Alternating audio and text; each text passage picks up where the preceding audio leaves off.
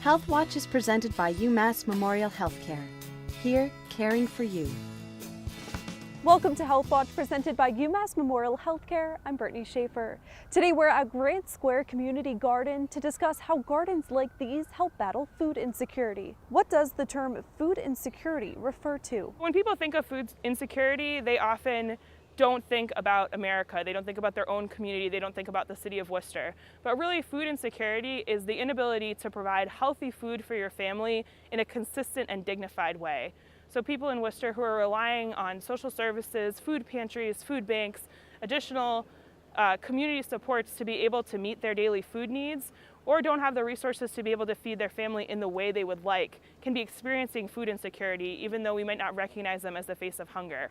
And so having programs where folks are able to take control of their diet, they're able to take control of the means of production of their own food, is a really powerful tool in addressing food insecurity in Worcester and creating some leadership and some change from the grassroots. How widespread is food insecurity? Food insecurity impacts all of America, impacts different communities in different ways. So we see it manifested in Worcester as more of an urban community, in different ways that it's manifested in rural communities.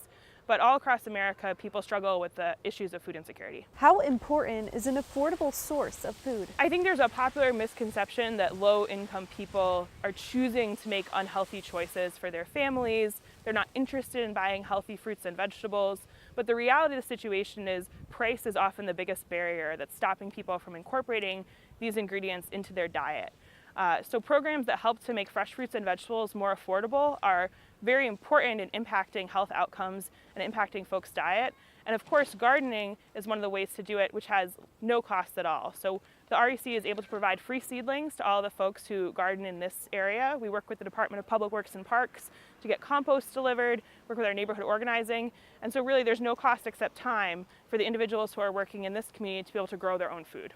REC supports community gardens all throughout the city of Worcester, but we've been working specifically with UMass Memorial since 2009 to support community and youth gardening in this neighborhood.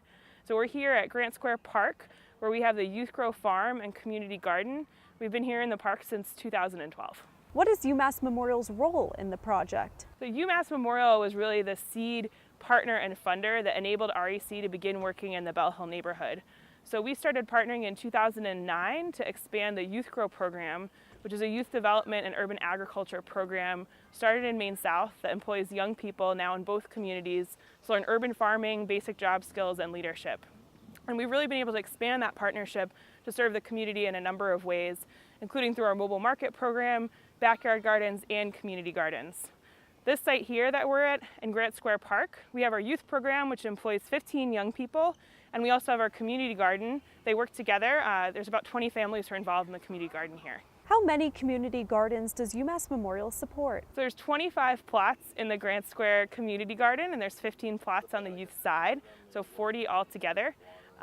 This is one of our most popular gardens in the network of gardens that REC supports. We always have a long wait list, and this garden serves about 20 families in the community, as well as 15 young people who are employed. How many families are fed by the Grant Park Community Garden? All of the community gardens, each of the plots are maintained by a separate family, so about 20 families are impacted by the community gardens. And then the young people who work on the farm, the produce that they grow is sold through our mobile market program, and so that produce is actually taken all throughout the city of Worcester. Our mobile market serves over 8,000 unique customers per year. What kinds of vegetables are grown here at Grant Park? There are all different types of vegetables grown at this plot, as at all of our community gardens. On the community garden side, it's really up to the particular family, whatever they'd like to grow, so we see a lot of variety. On the youth grow side, we have kale, spinach, hot peppers, cilantro. We have a whole row of beds that are focused on sofritos, the ingredients that you might find in traditional sofrito, and the youth get to choose what they grow each year. How important are these gardens to the community? These gardens are important for a number of reasons. I think the primary one is, of course, providing people a space to grow their own fresh, healthy, affordable food. But in addition to that, this is really plays an important role in transforming public space.